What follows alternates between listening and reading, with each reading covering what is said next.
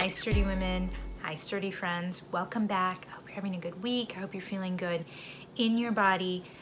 I've been gone for a couple weeks. A lot has been going on. I'm gonna give you a little bit of an update on it today.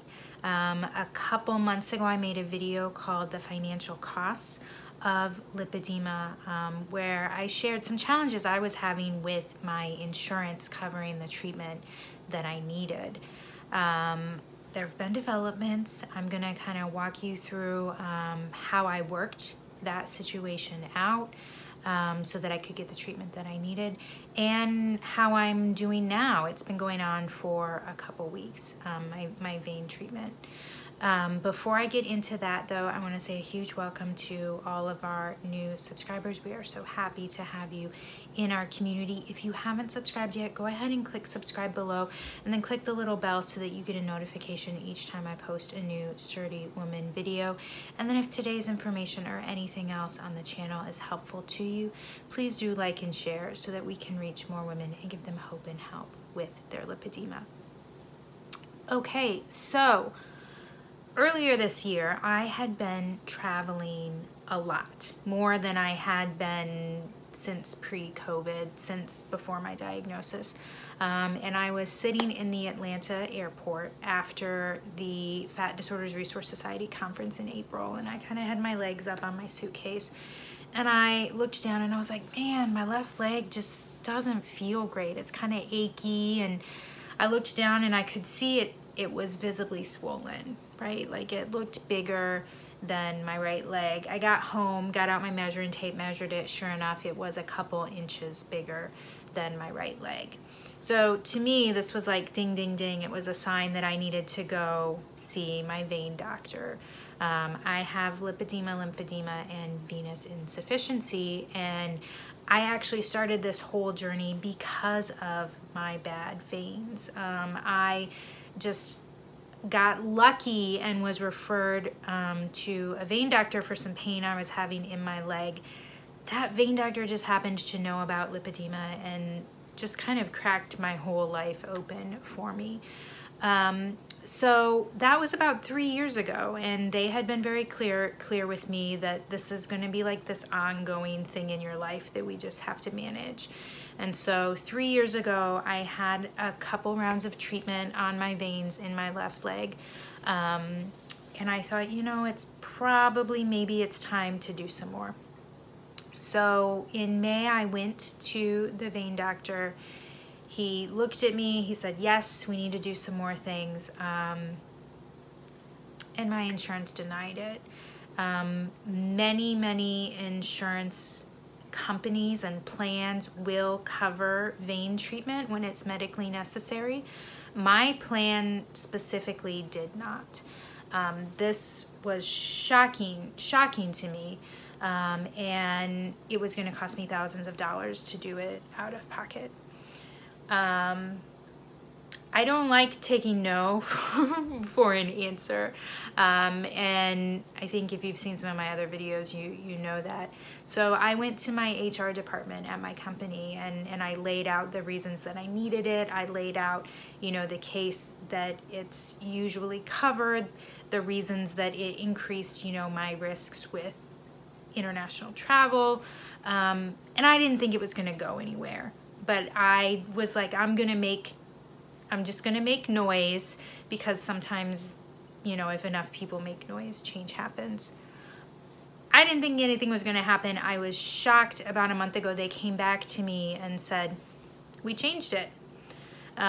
We changed it, and your treatment is now going to be approved. You're gonna get a letter, and you can go have it.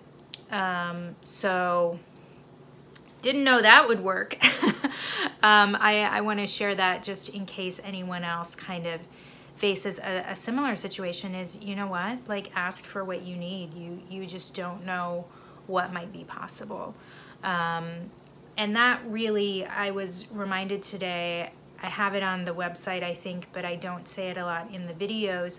That is what I think of as sturdy. So the name of the channel is Sturdy Woman, and really it's a play on the idea that so often when you call someone sturdy, it's like a euphemism for fat, right? You call someone sturdy, but you're really calling them fat.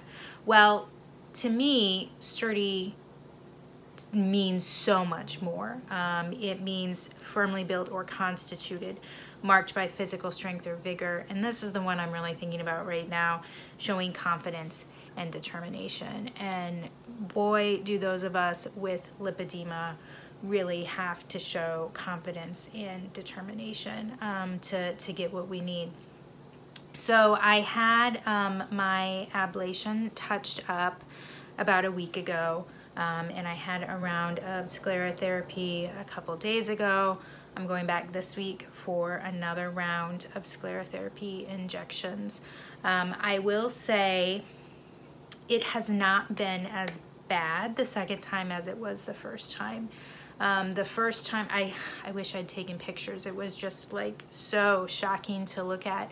But the first time I had my treatment about 3 years ago, really like my whole leg bruised, like my entire leg bruised.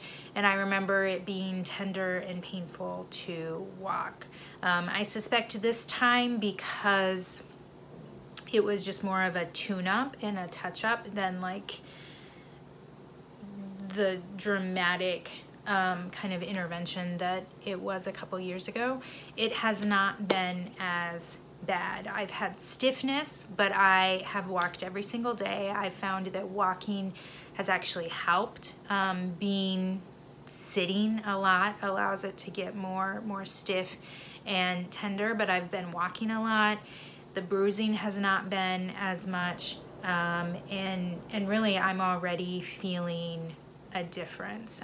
My leg is feeling less achy. I haven't measured it because, you know, I think I'll give it a couple weeks for the, you know, to heal before I expect it to not be swollen. But all in all, it's been really wonderful and a surprise to be able to have it. One other thing in addition to walking and moving that's been really helpful for me is I've been using my Lounge Doctor leg wedge to elevate my legs. So as soon as I got home from both procedures, I felt really tired, and I just kind of laid down and I elevated my legs to help alleviate any swelling. So I've had my Lounge Doctor for about 3 years, and I love it. I originally bought it for using with my pump, but for any time you need to elevate your legs, it's so much more comfortable and effective than like putting your legs up on the back of the couch or putting your legs up on pillows, because it was designed by a vein doctor, a vascular surgeon. So you will see, like, if you go on Amazon, you'll see like you can buy a leg wedge that's so much cheaper, but this one is not, it's truly diagonal. You're really taking advantage of gravity. If you look, many of the leg wedges kind of have a slant and then it's like flat on top, right? You're not gonna get the same benefit. So the Lounge Doctor is specifically designed to get all the joints and veins and stuff in the right angle so that things can drain properly. And so after I had both of my procedures, I just came home, put my legs up, and honestly fell asleep. And it was super comfortable. For like $10 more, you can get the memory foam, which is just really comfortable. I got that one. I got the super wide one so that when I use my pump, you know, there's enough room for the space suit. And I got the memory foam, and I felt so extravagant spending that money on it, and I've really enjoyed it the last few years. So I'll put a link to that below if you're looking for something to elevate your legs on, either when you're pumping or just at night. That might be something that you would enjoy. It's been really helpful to me. That's it.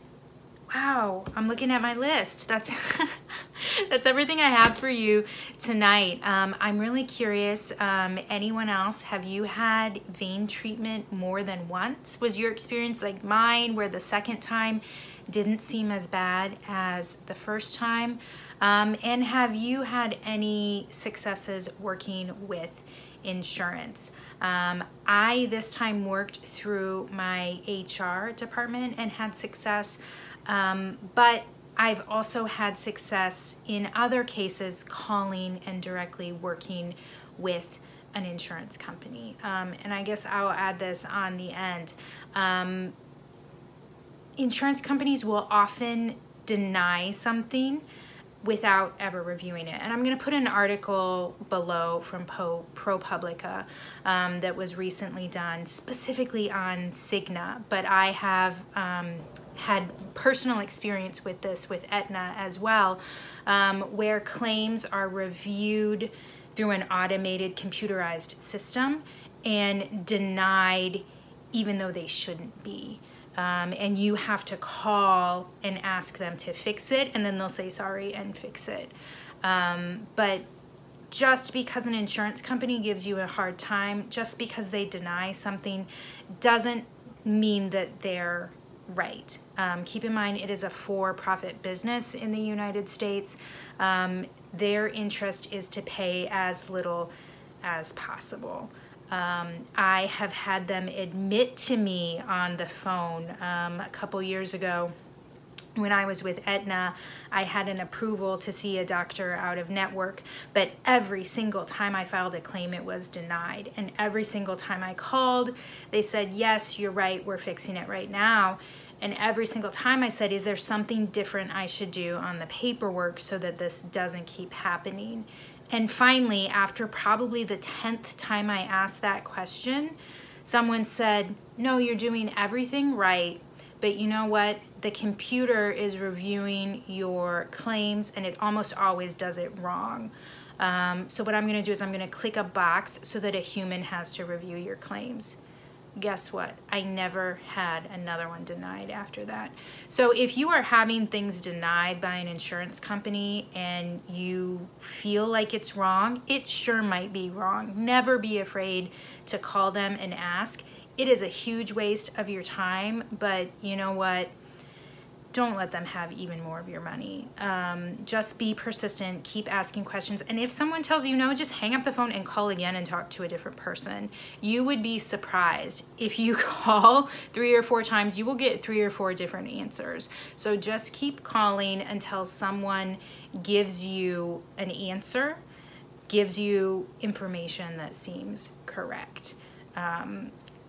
I know a lot of you have had a lot of experiences with insurance companies, with HR, with just kind of these frustrating situations, but that's where I want to remind you to be sturdy, be determined, be confident, be your own advocate, because look at my situation, like it sure worked out. Being the squeaky wheel is sometimes the only way to get the grease. That's really it this time. I'm not gonna continue again. Go ahead and post any thoughts or stories below in the comments. Let's all help each other out and learn from each other's experience. Mwah! I'll see you next time.